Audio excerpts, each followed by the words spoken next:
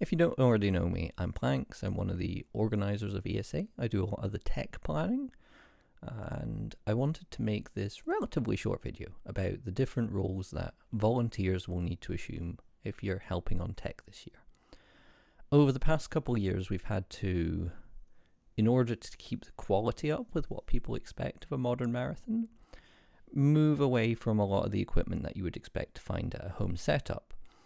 And in order to keep setup speeds down, what we've needed to do is introduce a lot of hardware video switching. Now, the reason this saves time is because instead of having to unplug and replug everything for every setup, we have to only press a few buttons and we recall presets, and it essentially rewires the entire setup in front of your eyes.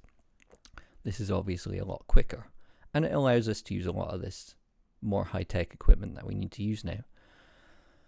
Unfortunately, for most of the people helping this year, learning how this all goes together and how it works is going to be too extreme a task. I can share some schematics if you are interested in learning, but I'll run through first of all the two roles that we're going to need to assume at Tech Station.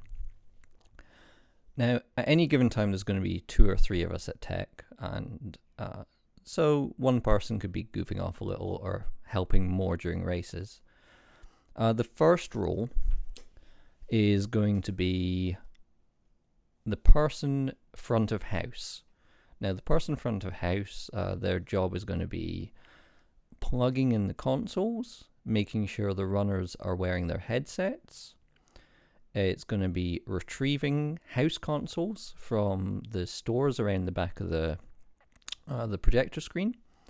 And this is probably the less technical of the two jobs. The way the video capture and splitting back into the PC works is that we have one rack mount box of equipment per TV.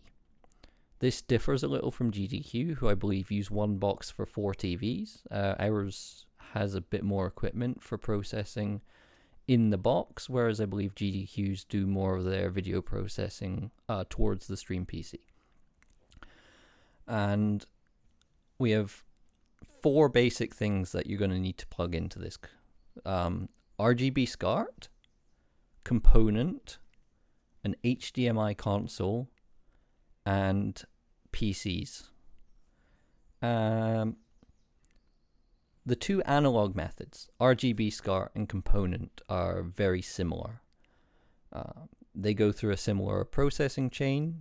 In fact, it's identical except for the fact that component, we first of all convert it to RGB inside the rack and then do the same processing to it that we do to RGB. If you're interested, most of the processing we do is with an open source scan converter. This is a terrific little box that's been developed over the past 2 years. And then that is normalized into an output that can be understood by all devices by an iScan device. The digital inputs, the HDMI console and the PC, differ quite a lot. The HDMI console will be played beside the HDTVs. And the way that you would manage this is you would plug the HDMI console into the front of the rack, and then the plan is at this current moment in time to have 2 HDTVs permanently set up so that we don't need to lift them in and out the whole time. This may change, we don't know. We'll see how we do on space and we'll see how we do on TVs. This goes into a box that's separate from the main chain. We need this because PS3s typically have HDCP, which 0 professional gear lets you strip, and we need to strip it for capture. And then it basically just loops out straight back into the PC, and it splits it a second way into a video switcher. the PCs also get fed through this rack, even though they're physically quite apart. And the way we do this is through an Ethernet video sender. When we're plugging in PCs, we need to be careful of quite a lot of things. The main thing to watch out for is that we are going to be using analog audio only on PCs. And there'll be a cable there to plug in, but what we found over the last couple of events, the last couple of DreamHacks, is that a laptop, particularly when you first plug it in, it will assume that you want to use the HDMI audio device. And that is something that will show as available to the laptop. So you need to go into the laptop settings and do it every time, even if you're sure you've used this one particular computer or laptop before, and disable the HDMI audio device and make sure that the standard 3.5mm jack is the default device. Easy as that. The second thing you need to check is that the game volume is maxed in 3 places. First of all, Windows Master Sound. Second of all, the game in the sound mixer in Windows. And third of all, the master sound is maxed in the game.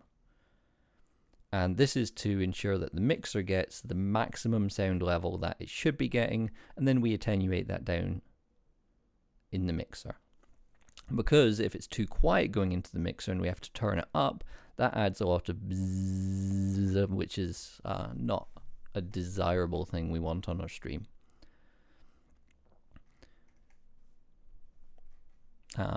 That's pretty much it for this first video that I'm doing.